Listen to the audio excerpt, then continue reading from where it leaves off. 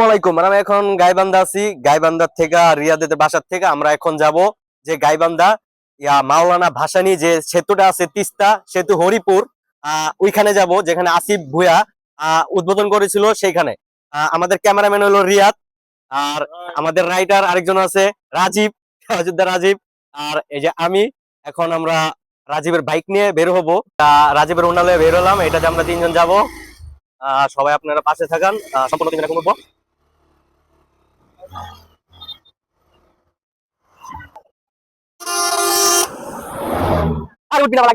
জি, আমাদের গাড়ি এখন তেল খুবই কম, তেল শেষ। এখন আমরা তেল ভরবো। রাস্তায় যেতে যেতে এখানে গরুর হাট দেখা হয়ে গেল বাজারে। এখানে আজকে বাজার ছিল জানি না, দারিয়াপুর হাট। পরে রাস্তায় যেতে যেতে একটু মজাই পেলাম, মানে এত সুন্দর একটা দৃশ্য যে কি বলবো। পরে দেখলাম রাস্তার জ্যাম, বাজারে জ্যাম, ওই যে গরু নেওয়া আনা হচ্ছে, তো তার জন্য আমরা বিকালে বের হয়েছি, অনেক দেরি করে বের হয়ে গেছি, সন্ধ্যা হয়ে যাচ্ছে যেতে যেতে।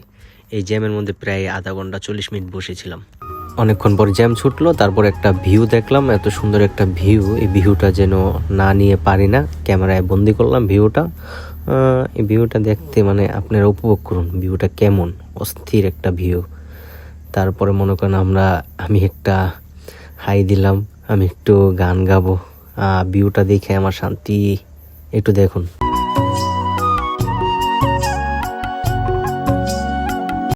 তারপর মাইক্রোফোনে সাউন্ড রেকর্ড হয় নাই, এর কারণে মানে বুঝতে পারি নাই। তারপর আমি গান গাইতেছিলাম, শুনতে হবে না, আপনারা শুনলে হাসবেন। আমি একটা গান গেছি সুখে, আমার সাথে সাথে রিয়াদও গান গাচ্ছে। হ্যাঁ, দেখুন রিয়াদও অয়ও গান গাচ্ছে রাজীবে, কি হেলমেটের ভিতরেই। মানে এত একটা খুশি, আজকে অনেক খুশি লাগছিল, যেটা আপনাদের বলে বোঝাতে পারবো না। আপনারা যদি গাইবান্ধা আসতেন তাহলে বুঝতে পারতেন। দেখুন, রিয়াদও বলতেছে আমিও গান গাবো, পরে রিয়াদও আকুল বাকুল টাকুল মাকুল এগুলা গাইতেছে। এই ছিল। পরে মাঝখানে একটু পর গাড়িটা বেক করা হলো, রাজীব বলতেছে যে আমার প্রস্রাবে ধরছে, কার কার প্রস্রাব করতে হবে তোমরা নামো। আমি নামলাম, নাইমরা একটু সামনের দিক যাওয়ার পরই রাজীব বলতেছে ভাই আমার খুব প্রস্রাব হইতেছে, রিয়াদও বলে খুব প্রস্রাব। পরে এখানে দেখি একটা ভিউ, বিলের মাঝখানে সুন্দর একটা ঈদগাহ মাঠ। ওয়াও, এই যে এটা এত সুন্দর, চারপাশ দিয়ে পানি, মাঝখানে ঈদগাহ মাঠটা দেখে আমার পুরো প্রাণটা ঝুরিয়ে গেছে। আর আকাশের ওয়েদার তো বলার বাহিরে। মাওলানা ভাসানী ব্রিজের সামনে সামনে আমরা এসে পড়েছি। এখানে রাস্তাটা লাইটিংগুলো অস্থির, এখান থেকে বাস ছাড়াও হয়। দেখুন লাইটিংগুলো দেখলে মাথা নষ্ট।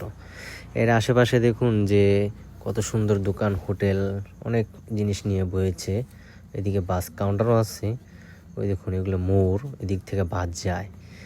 এই দেখুন লাইটিংগুলো অস্থির, যা বলার বাইরে। একটু স্পিড বাড়িয়ে দিলাম, স্পিড একটু কমাবো আপনাদেরকে ভালো একটা দৃশ্য দেখেন। যে দেখছেন অস্থির একটা লাইটিং। ব্রিজটার মধ্যে ব্রিজের নিচে যে পানিগুলো থাকে সে পানিগুলো আপাতত নাই, কারণ শীতকাল বর্ষাকাল তো শেষই, তার জন্য মানে এবারে এসে মজা পেলাম না। কিন্তু ব্রিজটা দেখে আমার পুরো মাথা নষ্ট হয়ে গেছে, এত সুন্দর লাইটিং, এত সুন্দর ব্রিজ, যা বলার বাইরে। এই ভিউ যে কেউ টাকা দিয়ে কিনতে পারবে না, যতই ঘরে বসে থাকেন কেন, আপনার যত টাকা নষ্ট করেন না কেন, এই ভিউ একমাত্র ঘোরা ছাড়া কখনো পাবেন না। অবশ্যই গাইবান্ধা আসলে মাওলানা ভাসানী সেতুতে অবশ্যই আসবেন। দেখুন আশপাশের ভিউগুলো দেখলে মাথা নষ্ট। আমাদের আস্তে আস্তে প্রায় সন্ধ্যার আজান দিয়ে দিছে, তার জন্য একটু রাইত হয়ে গেছে।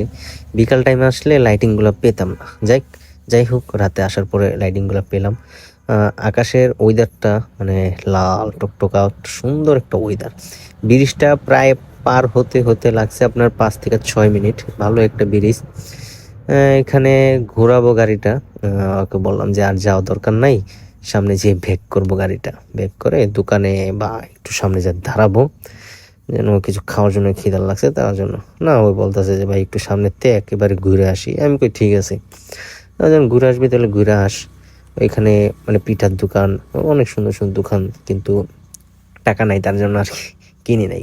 এই যে ডাকতেছে দোকানদাররা, আমরা আর বলি জায়গা, মানে টাকা নাই হাতে। দেখছেন ওয়েদার কারে, ওয়াও বিউটিফুল ওয়েদার, এত সুন্দর লাল আমি জীবনও কল্পনা করি নাই।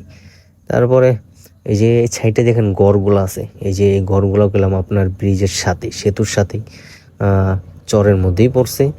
কিন্তু এই ঘরগুলোর মধ্যে বৃষ্টি বা পানি হলে মনে হয় যে এগুলো ঘর ডুবে যায়। তারপরে আমরা একটু রোডের এই পাশে গেলাম, ওই সাইডে হুন্ডাটা নামাইলাম।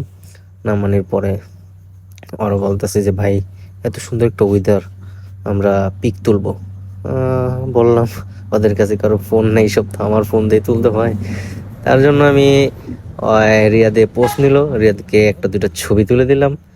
এই ছিল। তারপরে আবার যে এখন এই যে আমরা ভাসানী মাওলানা ব্রিজের নিচে মানে সাইডে ছবি তুলো, ভিউ একটা মানে আসমানের সূর্য তারা।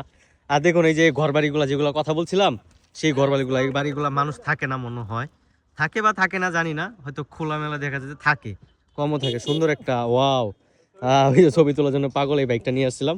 তারপর বললাম বাইকটা একটু দিয়ে একটা রাউন্ড দিই, অস্থির একটা ভিউর সামনে একটা ভিডিও করি। ভিডিওটা করলাম, বাইকটাও চালাইলাম, এক মজাই করলাম। হাই গাইস, এই পর্যন্ত আমাদের ভিডিও শেষ। আমরা ইয়া মাওলানা ভাসানী সেতুর মাঝখানে আছি, কয়েকটা ছবি তুলছিলাম। এখন আমাদের ভিডিও শেষ, আমরা এখন চলে যাব। রাত হয়েছে যে রাজীব, রাজীব কিছু বলো, এখানে আমি আইসা একজন কেমন কি আর মজা পাইলা? বলবো, আমি আবার গাড়ি চালাবো, আমার তো আর কাজ নাই, গাড়ি চালানোই আমার কাজ। তুই কিছু বল।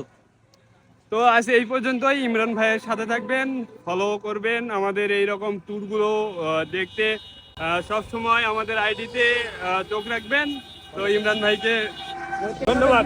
Tata, bye bye, tata. শেষ করার কথা বলে ভিডিও শেষ করতে পারলাম না, আবার গাইবান্ধা চলে আসলাম। রাইতে কালাই রুটি, একেবারে মাওলানা ভাসানীর থেকে।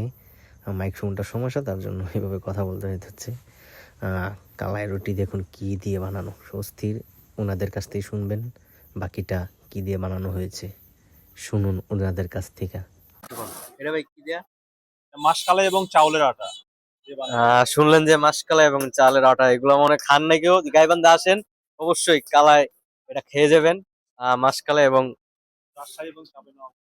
রাজশাহী এবং চাপায়ের অতিবাহী নাপাইগঞ্জের অতিবাহী জি। সবাই অবশ্যই এই জায়গায় আসবেন, গাইবান্ধা আসলে এগুলো আমি এই জায়গায় আগে অবশ্যই এগুলা খেয়ে যাবেন, তাহলে মজা পাবেন না। আল্লাহ হাফেজ, এই ছিল আজকের এই ভিডিও।